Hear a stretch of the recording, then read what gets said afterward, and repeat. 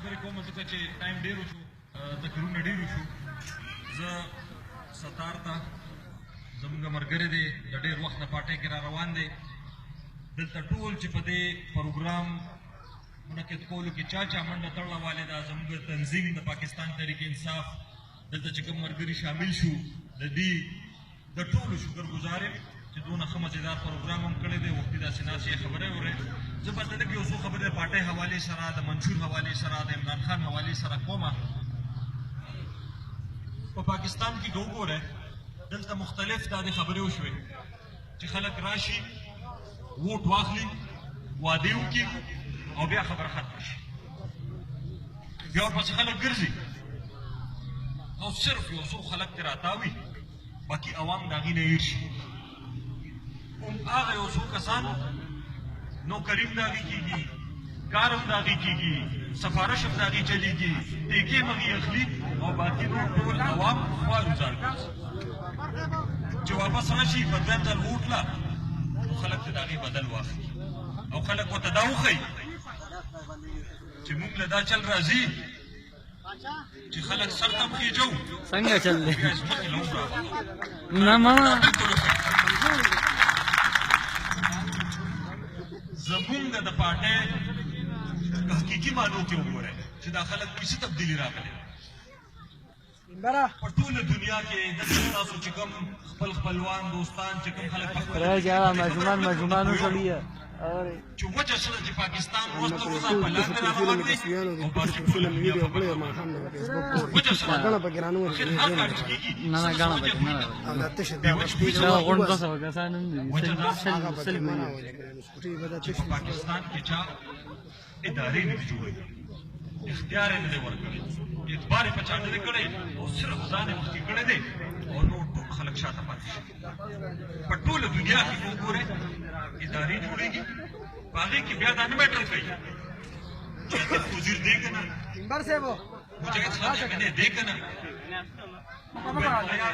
دی که نه ولې نه طریقه جوړه شي ته ولې غوسه کېږې زه خو تاله نه کوم خانه زموږ څه دي څه کار دی دنیا کې دا نظام نشته یو طریقې کار نه مونږ د دې د وجې پاکستان تحریک انصاف د اداره قانون څخه لپاره کار کړی دا به نه کوم چې ټول اختیار په ځان سره ساتو مثال په طور تاسو دا وایي چې ماله دا خلک راشي ملګري د پارټۍ ملګري خپل خپلوان دوستان نو راشي ما ته وایي چې دا فلانې قرعې مې دی ژوره مې دی راتلونکي نسل سرمایه اساسا موږ چاته حواله کوو چاته حواله کوو چې مخکې څنګه په لاره په تېرېدو باندې به چا درخواست ورکړ چې د فلاني استاد برتي کا نو د ګاډي په بانټ باندې به خالي درخواستونه به په جیب کې ګرځول څنګه چې د ما سره دا یو کاغذ پروت دی په هغې باندې نوم ولیکو زه ته استاد برتي شو د ګاډي په بانټ باندې په روانه باندې به ورته دستخط وکړو زه ته استاد برتي شو د هغې تباهي وسته چې دا څوک وایي استاد ډیوټۍ له نه راځي او دا څوک وایي چې د سکول د سرکاري سکول رزلټ خراب دی او دا څوک وایي چې ماشومان تباه شو د دې همدا وجه بنیاد دا دی په ټوله معاشره کې که وګورئ دا معمولي خبرې دي دا به چاته دونه غټه خبره نه ښکاري خو د معاشرې تباهي دا ده چې د اهل خلکو د پاسه دا اهل خلک کېنوي د لایقو خلکو د پاسه بره نالایق خلک کېني معاشره تباه شي دا د ظلم ناانصافي عمران خان د دې واده کړې وه چې زه به انصاف راولم هغه دا و شروعات موږ د دې نه کړې دي دغه شانتې که وګورئ د پولیس محکمه د پولیس په محکمه کې به څه چلو دغه هم کوم ډاکو هم کړی دا تعلقدار دی هغه په میدان کې دي زه خپل خلک راولم زه په هغې ظلم کوم په هغې به غریب سړی نیسم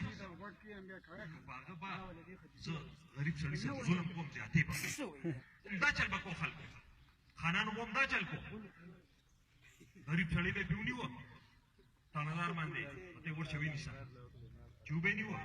نو بیا به هغه له راغې مینت به یې ورته وکړه بیا به ورته هغه په خپله وي بس دې پرېږده نو د دغه به پرې د خان به پرې احسان ور واوړېده هغه نظام ختم هغه نظام نشته هماغه پولیس دی نورې دنیا نه موږ پولیس نه دی راوستی هماغه پولیس واله دي بېګا زه د شپې 10 منټه کم 1 بجه راتلم د دغه سره چوک کې دا PRC چوک چې دی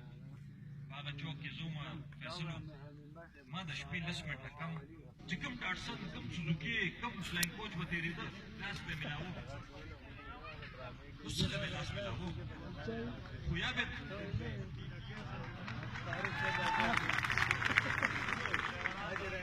سل ورکولې یا به 50 ورکولې او چې هغې نه به دې تپوس وکړ هغې به زما نه بره غواړي وي زمونږ نه بره غواړي